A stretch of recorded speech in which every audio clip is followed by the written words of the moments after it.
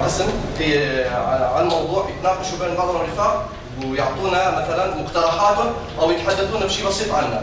قال يكون مشروع الامه الديمقراطيه على الشباب والشبيبه والمراه، فعرف ان هذول هم الركيزتين الاساسيات لمشروع. انتم شايفينها وطرق حلها، يعني فيكم تضيفوه على المقترحات اللي راح تقولوها وقت ما تناقشوا على المحاور التاليه.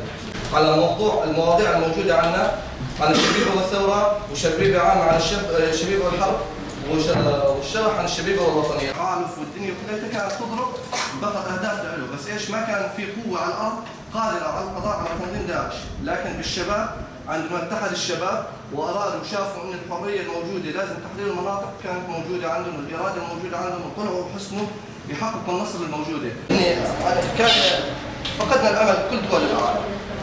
مراكزكم ان كانت حاسوب ولا دورات تمريض ولا دورات اعلام، زاد نقدر نقول استطاع الوصول لفئه او شريحه معينه من الشباب وايصال فكره الامه الديمقراطيه لهم، اضافه لحركه الطلبه الديمقراطيين الموجوده اليوم من خلال تنظيم الطلاب اليوم ضمن المعاهد المدارس. فتعمل المرأة الشابة على تنظيم المرأة ومدية التعاون لها عن طريق المحاضرات التوعوية والدورات المهنية كالتمريض والخياطة والنسج ومهر الأمية وإلى آخره وغيره من الدورات. تفعيل السياسة الحرة، مفهوم الحرية وحرية التعبير، الدعم المادي والمعنوي للحركات الشبابية، سكن شبابي، تفعيل المدارس أكثر، التركيز على أبناء الشهداء وفتح فرص عمل لهم، إيجاد حلول لإنهاء الأزمة الاقتصادية وانهيار العملة، دورات محو أمية للمرأة، فتح فرص عمل للشباب وتحببهم بالوطن والوطنية والتقليل من هجرة الشباب، دعم حركات الشباب والمرأة من خلال مشاريع صغيرة داعمة لها، إقامة مشاريع ونشاطات شبابية وأهمية الشباب وثقافتهم،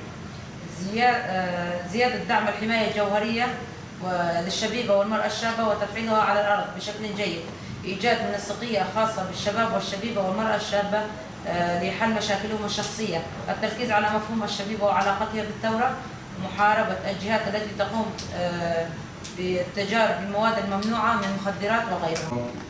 على الأساس هذا نسجلها، والله يعطيكم ألف عافية.